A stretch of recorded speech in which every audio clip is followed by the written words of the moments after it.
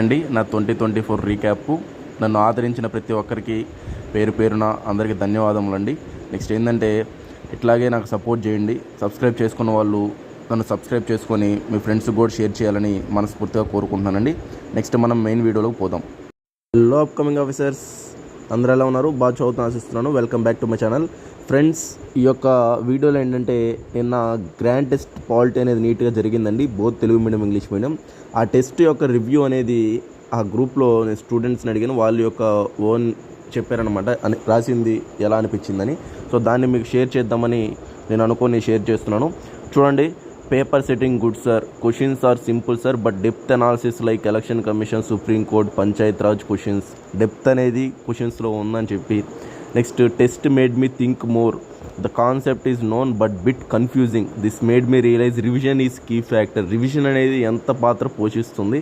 Next, అసలు depth analysis ఏంటి, concepts ఎలా కన్ఫ్యూజ్ అవుతున్నాయి, అవన్నీ ఈ పేపర్ ద్వారా 75 క్వశ్చన్స్ ఉంటాయండి, అర్థమైందని చెప్పి ఒకరు చెప్తున్నారు.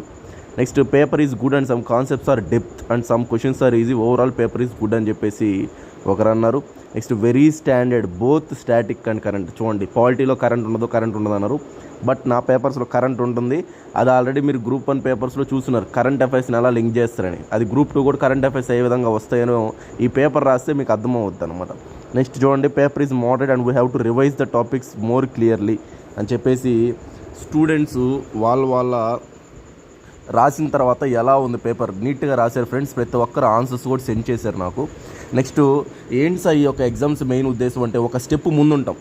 చూసుకున్నట్లయితే ఒక స్టెప్ అనేది ముందుంటాం అనమాట. ఎందుకు ముందుంటాం సార్ అంటే మీకు అర్థమైపోతుంది టెస్ట్ రాసేటప్పుడు ఎక్కడ మిస్టేక్స్ ఏంటని చెప్పి దాన్ని రెక్టిఫై చేసుకుంటారు. తర్వాత చూడండి ఏమంటున్నారు, the paper consist of both facts and concepts which is good and analysing our strengths and weakness అని చెప్పి వాళ్ళకి అర్థమైందని చెప్పి చెప్తున్నారు. Paper is good and we have to revise the some points which are not important అనేవి మీరు revise చేసుకోవాలని చెప్తున్నారు.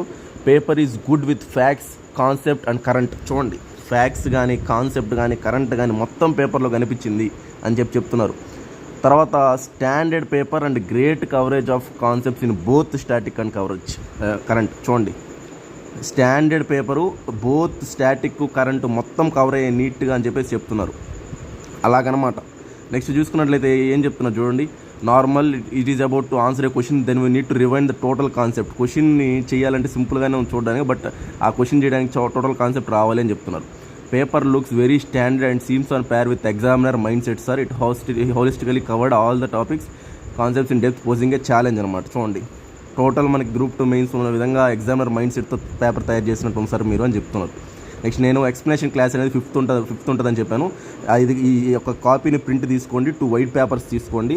ఈ 2 వైట్ పేపర్ ఎట్లా సార్ అంటే, ఇప్పుడు ఎక్స్ప్లెనేషన్ క్లాస్ ఉపయోగం ఏంటంటే టెస్ట్ రాశారు కదా వీళ్ళు, టెస్ట్ రాసిన తర్వాత ఆ ఎక్స్ప్లెనేషన్ క్లాస్ విన్నాక పర్ఫెక్ట్ ఐడియా వచ్చేస్తుంది. ఎక్కడ మిస్టేక్ చేసాం, మనం ఎందుకు ఆ విధంగా ఆలోచించలేదు, ఎందుకు ఆ విధంగా ఆలోచించాలి, తర్వాత ఎగ్జామినర్ మైండ్ సెట్ మొత్తం క్వశ్చన్స్ ఎలా చేసినప్పుడు మనం ఎలా దాన్ని అప్రోచ్ అవ్వాలి.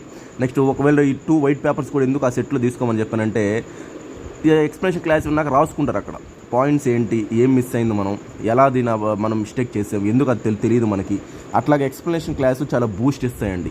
సో అది ఎగ్జామ్ అయిపోయిన తర్వాత థర్డ్ ఈవినింగ్ ఎగ్జామ్ అయిపోయింది ఫస్ట్ షెడ్యూల్ ప్రకారం. తర్వాత 5th ఎగ్జామ్ ఉంటుంది, అది ఎక్స్ప్లెనేషన్ క్లాస్ ఉంటుంది. నెక్స్ట్ ఎగ్జామ్ షెడ్యూల్ ప్రకారం జరుగుతుంది. అలాగా అందరికంటే మనం ముందుకు పోతూ ఉంటాం అనమాట. అది మెయిన్ యొక్క ఎగ్జామ్కి హెల్ప్ అవుతుంది. ఇప్పటికీ ఇది ఫస్ట్ టెస్టే కాబట్టి ఫ్రెండ్స్, ఎవరికైనా ఇంట్రెస్ట్ ఉంటే జాయిన్ అవ్వండి. టెస్ట్ సిరీస్లో కేవలం 1000 రూపీస్ అండి, మామూలుగా 2000 ఉంటుంది. బట్ ఏంటంటే స్టూడెంట్స్ కోసం ఇంక ఉండేది 45 days 50 days మ్యాక్సిమం అటు ఇటుగా ఉన్నాయి కాబట్టి కొన్ని హాలిడేస్ పోతే. సో నా నెంబర్ కాంటాక్ట్ అయ్యి జాయిన్ అవ్వండి. 1000 రూపీస్కే ఫస్ట్ టెస్టే కాబట్టి. ఎక్స్ప్లెనేషన్ అనేది రేపు ఉంటుంది, నీట్గా విన్నా మీకు అర్థమవుతుంది. ఓకే ఫ్రెండ్స్, అయితే నెక్స్ట్ వీడియోలో కలుద్దాం. థ్యాంక్ యూ అండి, బాయ్.